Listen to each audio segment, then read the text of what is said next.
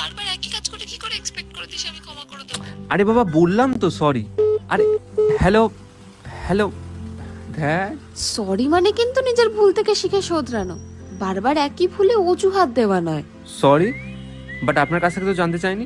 না, আসলে একটা মানুষ পাশে বসে কাঁদছে, সেটা কি চোখে দেখা যায়? এক্সকিউজ মি, আমি না কাঁদিনি। আর কাঁদলেও বা আপনার প্রবলেমটা কোথায়?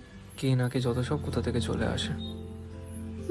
এখন হয়তো কাঁদছেন না, কিন্তু যখন রিয়েলাইজ করবেন তখন যে কাঁদতেই হবে।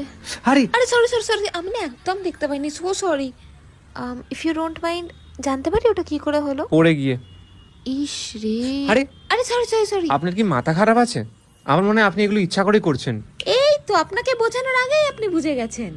হ্যাঁ, মানে আপনিও নিশ্চয়ই জানেন আপনার প্রেমিকার কোনটায় আঘাত লাগে, আর সেটাই বারবার করে তারপরে সরি বললে সেই সরি গুরুত্বটা কি থাকে?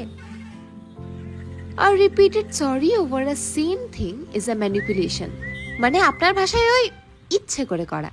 বাবা এতই বুঝদার। তাহলে আপনার বয়ফ্রেন্ড নিশ্চয়ই খুব লাকি ফিল করে তোমার জন্য। করে তো, বাট আমার প্রেজেন্স না, আমার অ্যাবসেন্সটায়। হ্যাঁ, মানে সে এখন আমার বয়ফ্রেন্ড না, আমার প্রাক্তন, সোজা ভাষায় আমার এক্স।